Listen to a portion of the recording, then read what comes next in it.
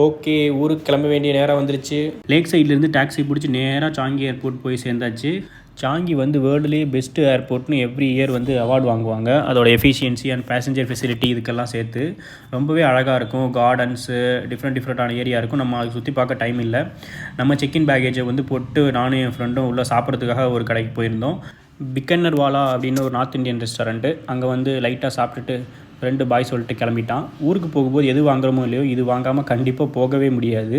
First வந்து இது வாங்கலாமா இல்லை இது வாங்கலாமான்னு யோசிச்சுட்டு இருந்தேன். அப்புறம் இந்த ஜேடி ட்வின்ஸ் வந்து தூக்கிட்டேன். நான் சிங்கப்பூர் ஏர்லைன்ஸ் தான் டிக்கெட் போட்டிருந்தேன். நம்மளோட கேட் வந்து B9. கொஞ்சம் தூரம் வாக் பண்ணி போனால் எல்லோரும் க்யூவில் நின்றுட்டு இருந்தாங்க. ஸோ கடைசியாக போகலான்னு சொல்லிட்டு நான் தான் ஃப்ளைட்லேயே கடைசியாக உள்ளே போனேன்.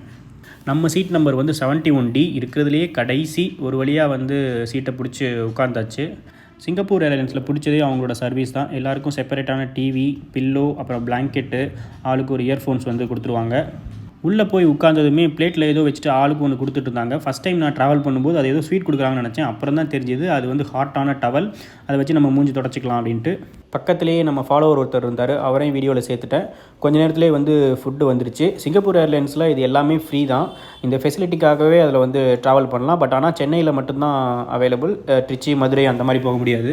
ரொம்ப நாளாக பார்க்கணும்னு நினச்சிட்டு இருந்த படம் இது. மம்முட்டியோட ஆக்டிங்கை பார்த்து மிரண்டேன். சரியான கல்ட்டு ஃபில்மு. அப்புறம் கொஞ்சம் நேரம் வந்து பாட்டு கேட்டுட்டு இருந்தேன். அப்புறம் பறந்துட்டு இருக்கும்போதே ஃப்ளைட் எங்கே இருக்குது, எங்கே பறந்துட்டு இருக்குன்னு நம்ம பார்க்கலாம். ஃபைனலி ஒரு 4 hours ட்ராவலுக்கு அப்புறம் நம்ம சென்னை ஏர்போர்ட் ரீச் ஆகிட்டோம். நெக்ஸ்ட் வீடியோவில் பார்க்கலாம். பாய்.